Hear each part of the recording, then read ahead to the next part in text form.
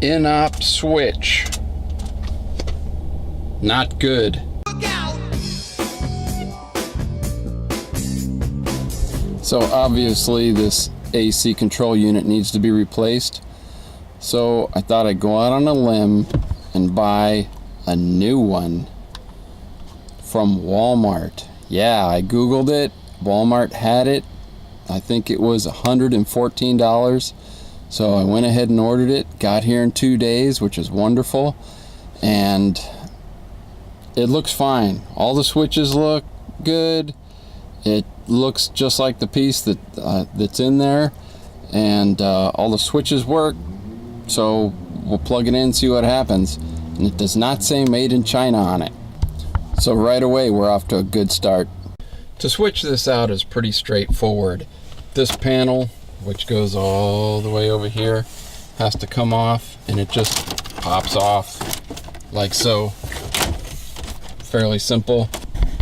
FYI, since this is a 99 vehicle and this is the original faceplate, you're gonna have these things break off. I'll eventually replace this, but just be aware the plastic gets pretty brittle, and these end up just, there's nothing really you can do but replace it.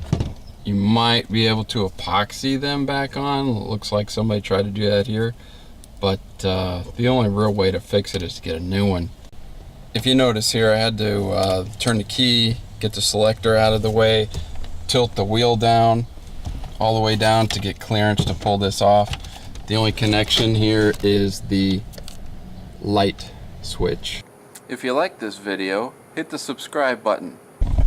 Alright, you got 3 cables that go into this. This one, this big gray flat one over here on the side. Black one. 2 of them here. 2 of them here that go on this side. And they will end up in this location here. You cannot mix them up. Okay, the new unit is installed with all 3 connectors. Let's see if it works. It works. Everything lights up. I will say that these do rotate very smoothly, just like you'd expect.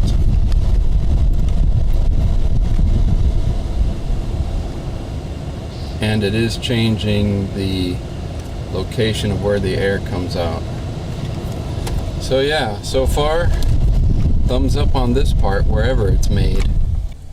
Okay, to reinstall, you've got some guide pins here that will go into a corresponding hole in there, which is almost impossible to see. There you go. And then this top piece here clips in to this back square hole here.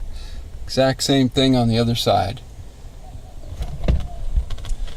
Let's see if we can make that happen one-handed.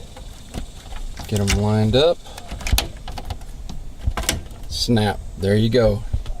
It's that easy. You can do this at home. Okay, I'm going to put everything back, the faceplate mainly in the reverse of removal, starting with the electrical connector into the light switch, and then just making sure everything fits the way it should.